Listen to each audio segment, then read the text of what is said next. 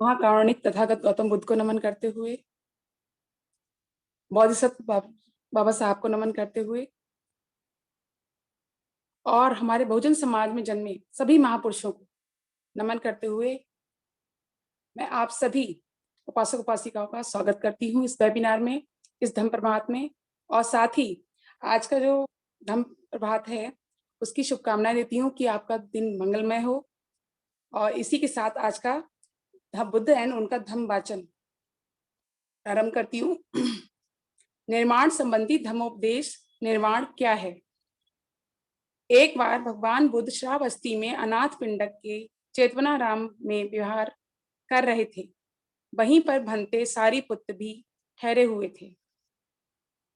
तथागत ने भिक्षुओं को संबोधित करते हुए कहा, भिक्षुओं, तुम्हें धम्म का दायाद बनना चाहिए, अर्थात उत्तराधिकारी बनना चाहिए, भौतिक वस्तुओं का नहीं, क्योंकि मेरे मन में तुम सबके लिए अनुकंपा है।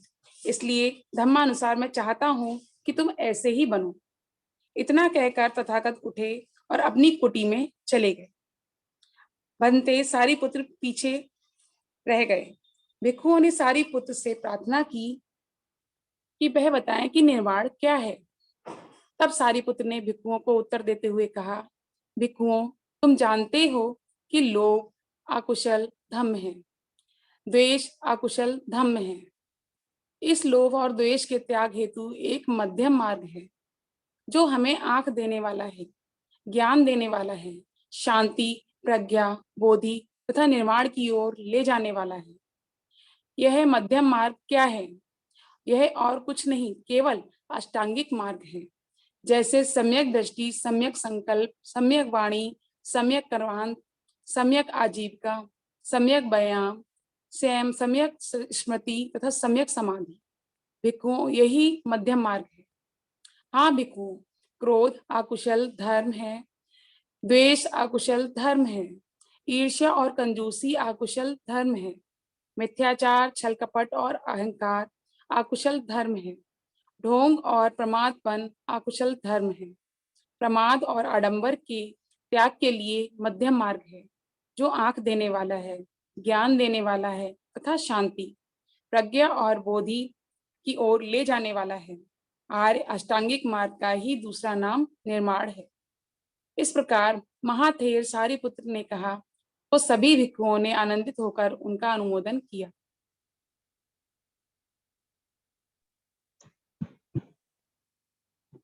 बहुत बहुत साधुवाद।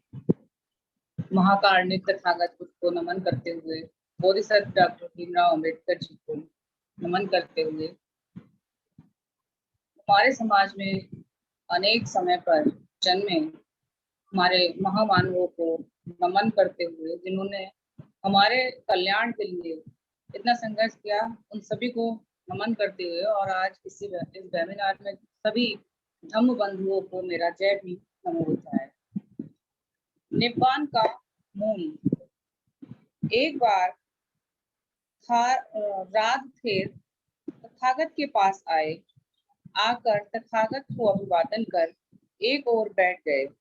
इस प्रकार बैठे हुए राजथेर ने तथागत से निवेदन किया, तथागत कृपया करके बताएं कि निब्बान किस लिए है।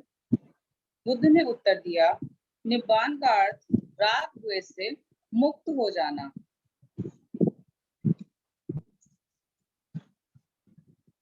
लेकिन तथागत, निब्बान का उद्देश्य क्या है? राग श्रेष्ठ जीवन जीना ही निब्बान है, निब्बान ही लक्ष्य है, निब्बान प्राप्ति ही उद्देश्य है। एक बार तथागत श्रावस्ती के अनाथ पिंडक के जेतवन में विहार कर रहे थे। तब तथागत ने भिक्षुओं को संबोधित किया। भिक्षुओं, बदहंत कहकर भिक्षुओं ने प्रत्युत्तर दिया। तब तथागत ने इस प्रकार कहा, भिक्षुओं, मेरे द्वारा बताए गए उन 5 बंधनों का ध्यान रखो जो मनुष्य को नीचे की ओर ले जाते हैं।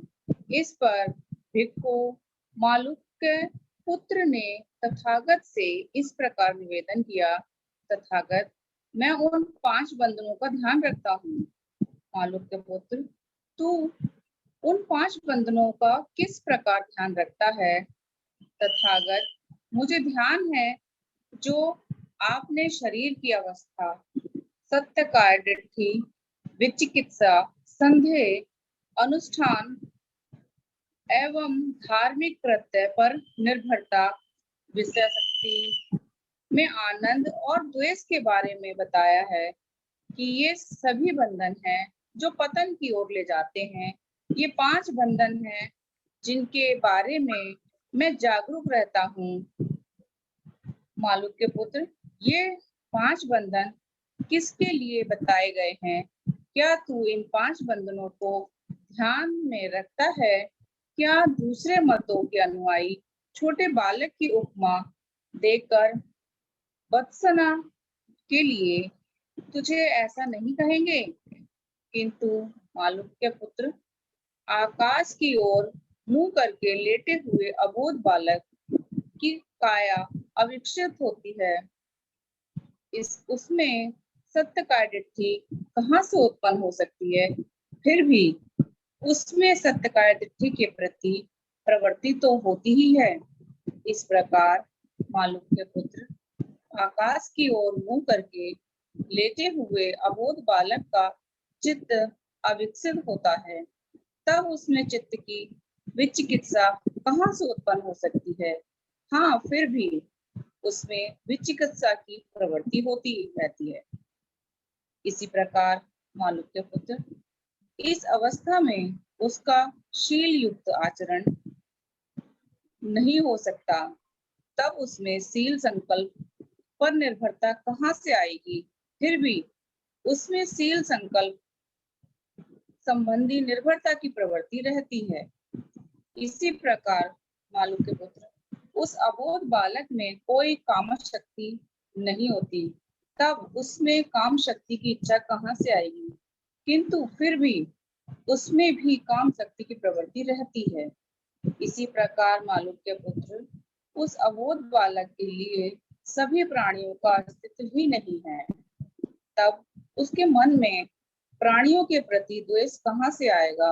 हाँ, फिर भी उसमें द्वेष की प्रवृत्ति तो रहती ही है। अब क्या मालूक के पुत्र, दूसरे मतों के अनुयायी छोटे अबोध बालक की उपमा देकर वर्तना नहीं करेंगे? जब यह कहा जा चुका तो महाथेर आनंद ने तथागत से निवेदन किया, सुगत, अब आपके लिए विश्राम करने का समय है। सुगत, अब आपके लिए विश्राम करने का समय। धम्म संबंधी प्रवचन। जीवन में सम्यक दृष्टि का प्रथम स्थान क्यों है? आर्य अष्टांगिक मार्ग में सम्यक दृष्टि श्रेष्ठतम है। सम्यक दृष्टि श्रेष्ठ जीवन के प्रत्येक अंग की भूमिका है, चाबी है और ज्ञान का बोध कराती है। और सम्यक दृष्टि का ना होना सभी बुराइयों की जड़ है। सम्यक दृष्टि के विकास के लिए आवश्यक है कि आदमी जीवन की प्रत्येक घटना को प्रतीत समुत्पन्न जाने। सम्यक दृष्टि रखने का अर्थ है कार्य कारण के नियम को जान लेना।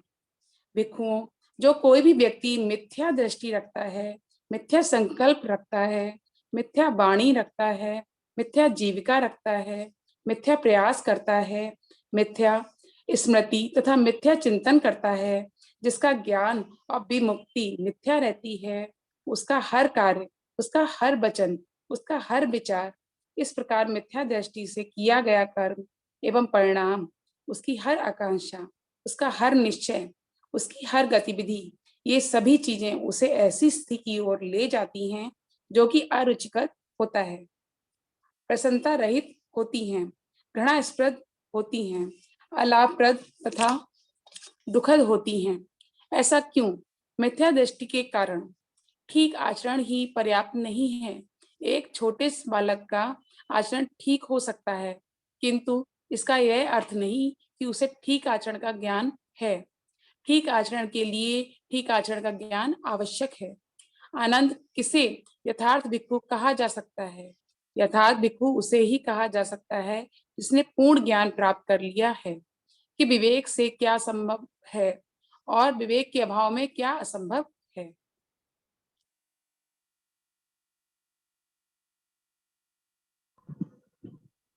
मृत्यु के बाद जीवन की चिंता व्यर्थ। एक बार पूज्य भिक्षु महाकश्यप तथा भंते सारिपुत्र वाराणसी के पास इतिपतन के मृगद्याव में ठहरे हुए थे। भंते सारिपुत्र शाम के समय ध्यान अवस्था से उठकर भंते महाकश्यप के पास गए और एक ओर बैठ गए। इस प्रकार बैठे हुए सारिपुत्र ने भंते महाकश्यप से कहा, क्या तथागत मृत्यु के पश्चात रहते हैं? बुद्ध ने यह अविकृत भी नहीं किया तथा मृत्यु के बाद रहते हैं। तब क्या तथागत मृत्यु के बाद रहते हैं और नहीं भी रहते? बुद्ध ने यह भी विकृत नहीं किया कि तथागत रहते हैं और नहीं भी रहते हैं। तो क्या तथागत मृत्यु के बाद नहीं रहते? बुद्ध ने यह भी विकृत नहीं किया है, किंतु तथागत ने इसे अविकृत क्यों रखा है?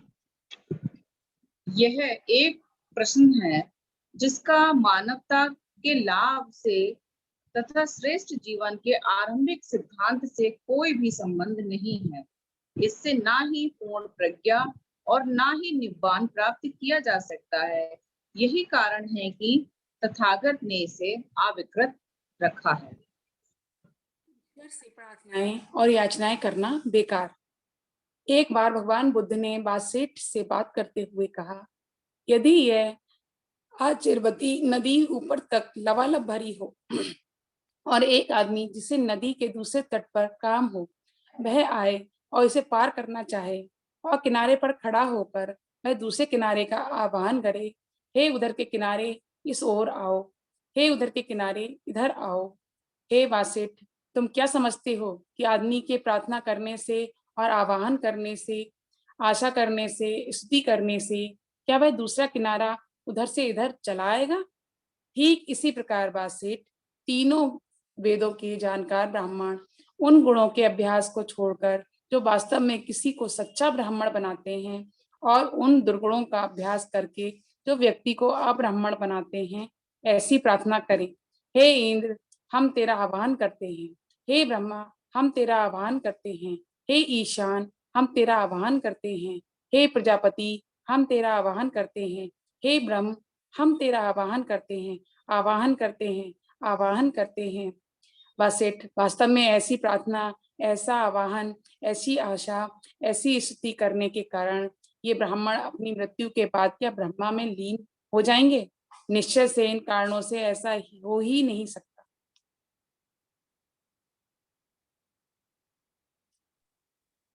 कोई भी भोजन खाने का शुद्धता से कोई संबंध नहीं।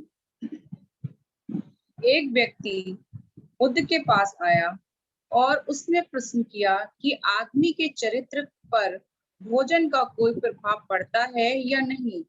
व्यक्ति बोला, जौ, गिरी, दाल, कंद मूल, कोपल जैसा भोजन ठीक है, ठीक से खाया जाए तो यह सुखी जीवन में सहायक होता है। मुर्दा मांस का खाना बुरा है। बुद्ध ने उत्तर दिया, यद्यपि तुम कहते हो कि तुम मुर्दा मांस को नहीं छूते, तो भी तुम चिड़ियों के मांस से बना हुआ रुचि का पकवान खाते हो। मैं तुमसे पूछता हूँ कि मुर्दा मांस से तुम्हारा क्या अभिप्राय है? किसी प्राणी की हत्या करना, किसी का अंग भंग करना, मारना, पीटना, बांधना, चोरी करना, झूठ बोलना, ठगी, छल कपट, व्यभिचार, ये सब मांस नहीं, तो भी ये मुर्दा मांस के भोजन जैसा ही है। काम भोग के पीछे पड़े रहना, पेटूपन, मलिन जीवन, बैर विरोध, ये सब मांस नहीं तो भी ये मुर्दा मांस के बराबर ही है।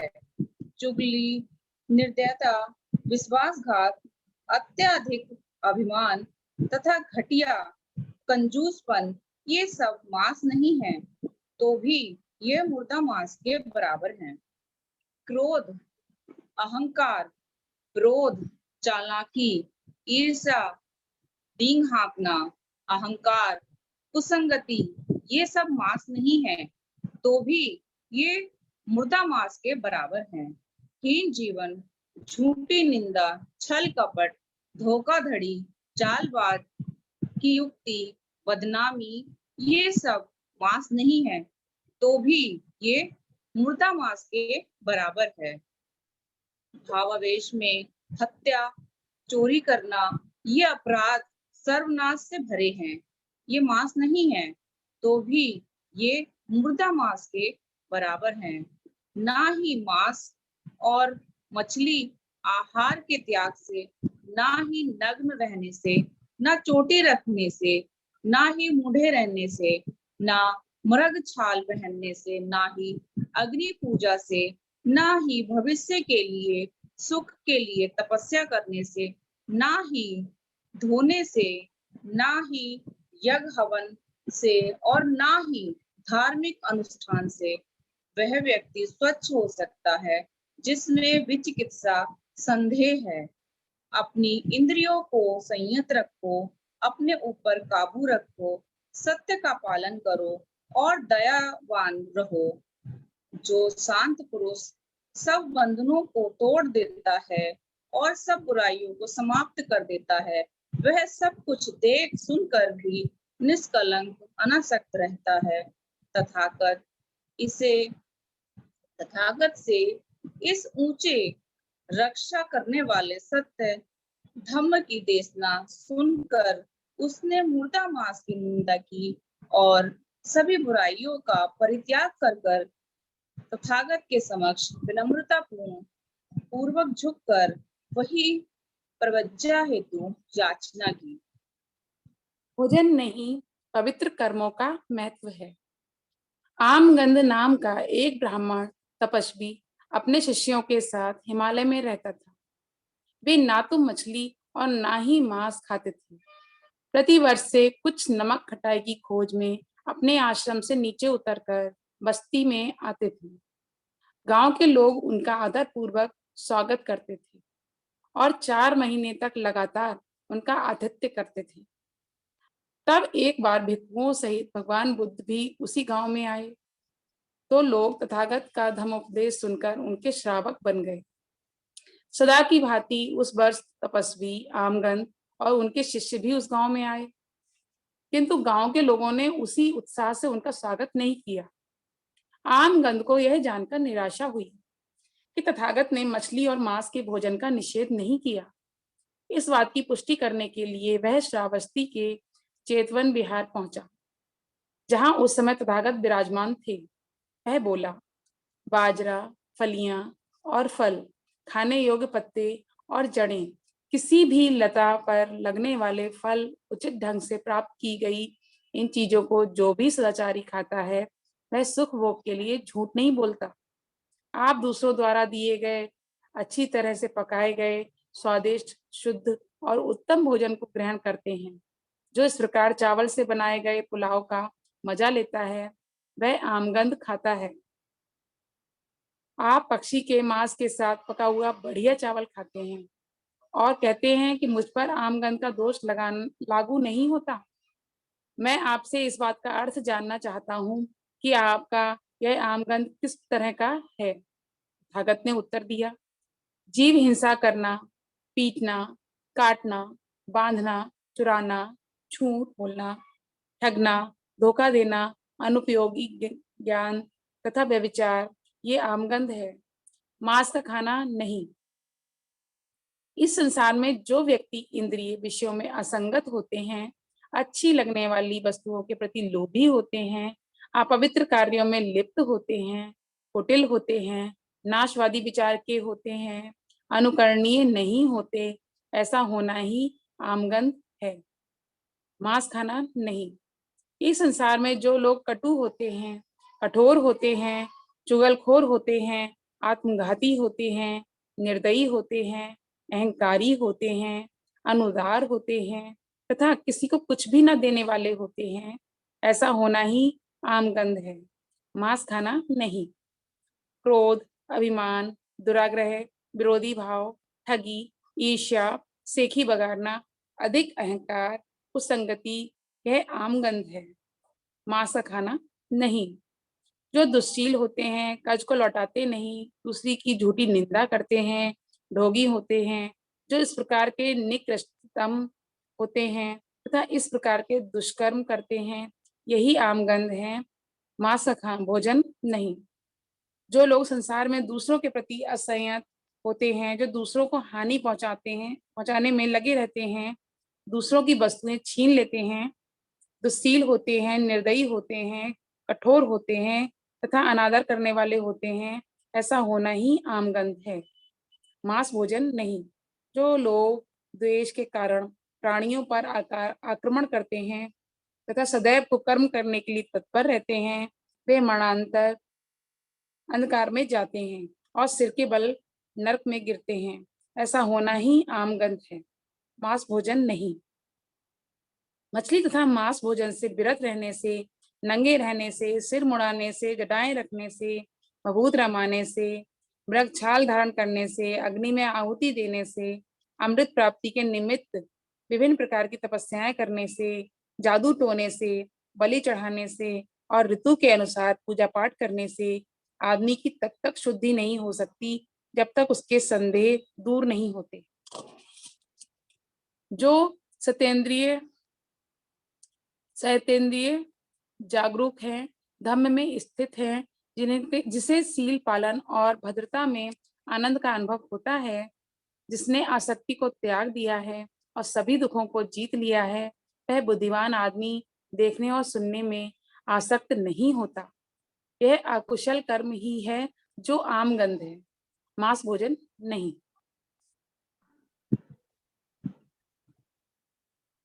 बाह्य शुद्धि अपर्याप्त है। एक बार बुद्ध श्रावस्ती में विहार कर रहे थे। उस समय संगारव भी वहां रह रहा था।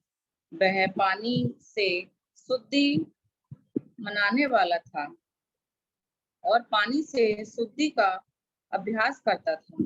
रात दिन प्राय स्नान करना ही उसकी आदत बन गई थी।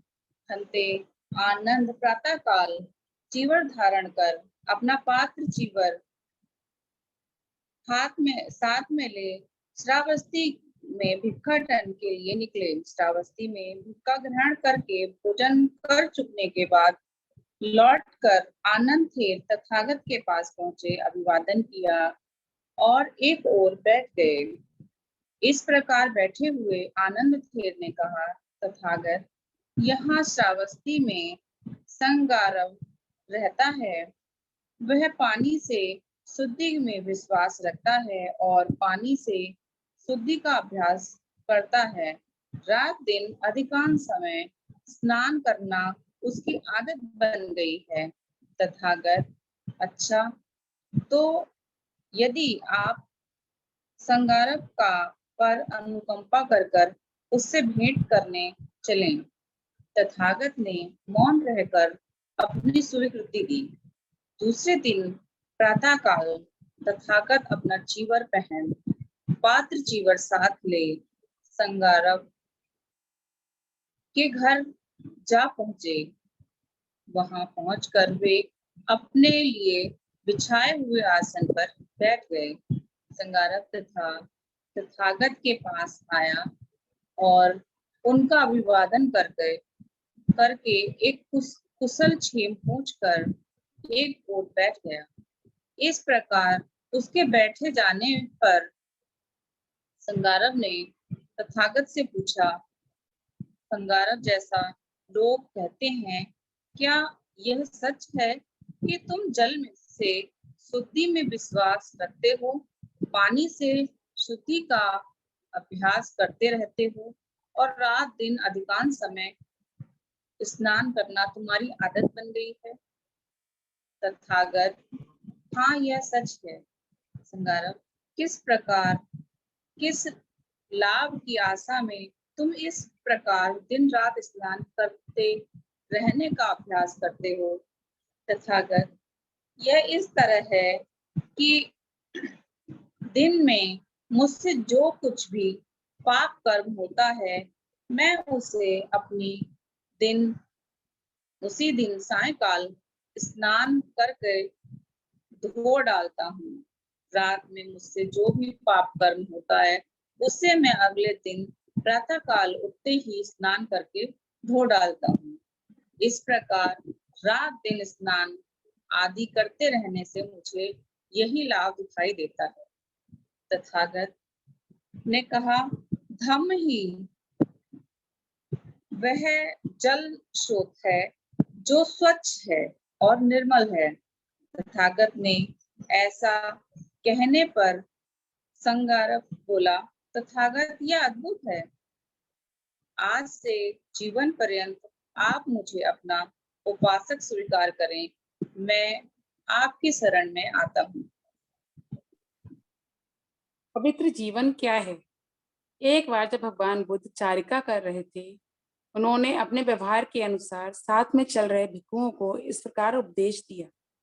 भिक्षुओं, यह पवित्र जीवन लोगों को ठगने के लिए नहीं है, ना ही उनकी कृपा, लाभ, प्रशंसा प्राप्त करने के लिए है, ना ही विवाद की स्थिति में परेशानियों से उबरने के लिए, उनका अनुग्रह प्राप्त करने के लिए है, ना ही यह इच्छा करने के लिए कि लोग जान जाएं कि यह अमुक है।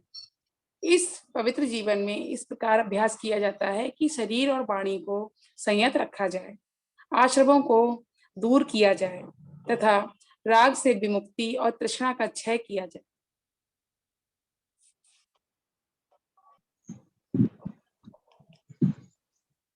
राजकुमारों की कृपा पर निर्भर मत रहो। भाग 6। एक बार बुद्ध राजगृह के वेलुवन में कनीपाप के विहार कर रहे थे। उस समय राजकुमार अजातशत्रु द्वारा देवदत्त का समर्थन किया जा रहा था, जो बुद्ध का विरोधी बन गया था। वह सुबह शाम देवदत्त के समर्थकों का अवलंब बना हुआ रहता था और 500 गाड़ियों में भोजन भरे 500 बर्तन लाद कर उन तक पहुंचाता था। तब बुद्ध ने भिक्षु तथागत के पास आए, उनका अभिवादन किया और एक ओर बैठ गए। एक ओर बैठे हुए उन भिक्षुओं ने यह सभी बातें तथागत को बताई। तब तथागत ने भिक्षुओं को संबोधित करते हुए कहा, भिक्षुओं, राजाओं के लाभ, सत्कार, कृपा और खुशामद की इच्छा मत करो। जब तक भिक्षुओं अजातशत्रु 500 गाड़ियों में भोजन भरे 500 बर्तन लाद कर देवदत्त के समर्थन तक सुबह शाम पहुंचाता है, तब तक इसमें देवदत्त की ही हानि की अपेक्षा की जानी चाहिए, आने वाले अच्छे समय की नहीं। भिक्षुओं, यदि कोई किसी पागल कुत्ते की नाक तक कलेजी के टुकड़े को ले जाए, तो वह कुत्ता और भी अधिक पागल हो जाएगा। इसी प्रकार भिक्षुओं, जब तक अजातशत्रु द्वारा देवदत्त का समर्थन किया जाता है, तब तक उसमें देवदत्त की हानि ही है, लाभ नहीं।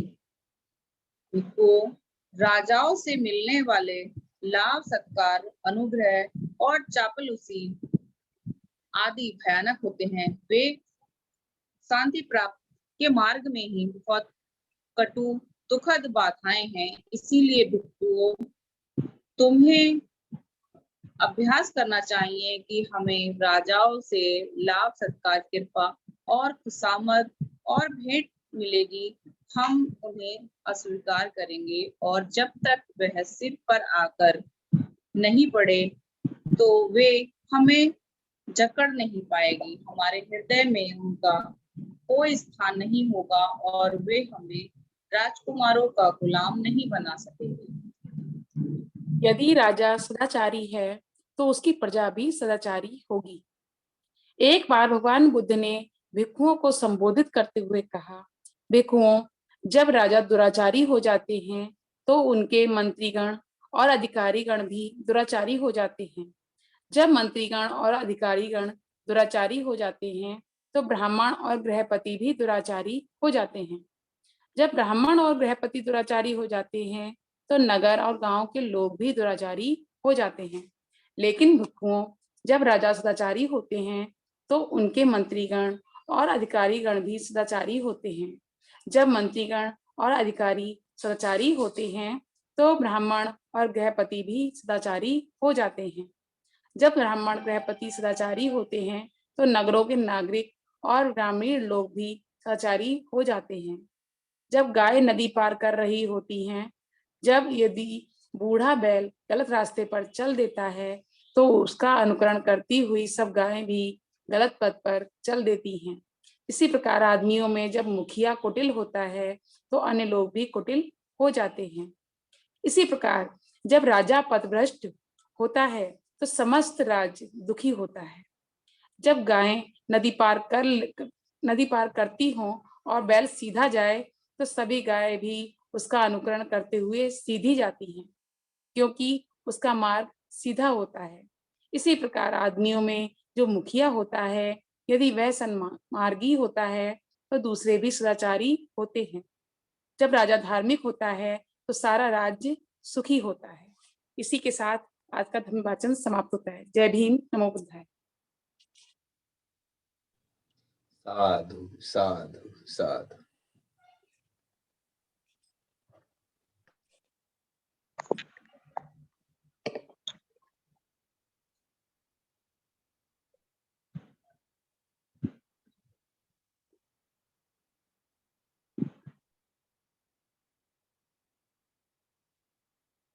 माननीय बीएल कदम साहब कार्यक्रम को आगे बढ़ाएं।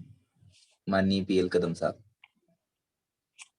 आदरणीय रवि साहब आज की अध्यक्षता कर रहे आदरणीय रवि साहब अपनी बात रखेंगे। आदरणीय रवि साहब। आदरणीय रवि साहब मेरी बात सुन रहे हैं? आज के कार्यक्रम के अध्यक्ष महोदय माननीय आर.एस. रवि साहब से निवेदन करना चाहूंगा कि वह अपना उद्बोधन रखें। माननीय आर.एस. रवि साहब। आर.एस. रवि साहब।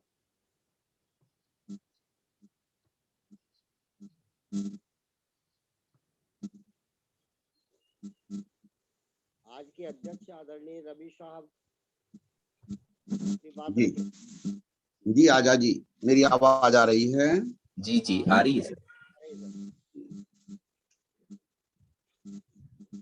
आजाद जी, अपनी बात रखने के पहले मैं चाहता हूं कि आज हमारे राष्ट्रीय कार्यवाहक अध्यक्ष सम्मानित बादल सिंह बौद्ध शामिल हैं। अगर उनका विचार ले लिया जाए तो ज्यादा अच्छा होगा, 2-3 मिनट में, ऐसी मेरी इच्छा है। आजाद जी। तो मैं आदरणीय कार्यवाही अध्यक्ष आदरणीय बादल सिंह बौद्ध अनुरोध करूंगा कि वो अपनी बात रखें। आजाद साहब मेरी बात समझ गए होंगे। सम्मानित बादल सिंह बौद्ध जी को आमंत्रित करने की कृपा करें। हाँ, आवाज आ रही है, मैंने बता। आदरणीय बादल सिंह बौद्ध साहब। माननीय बादल बौद्ध साहब से निवेदन है कि वह अपनी बात रखने का कष्ट करें। माननीय बादल बौद्ध साहब।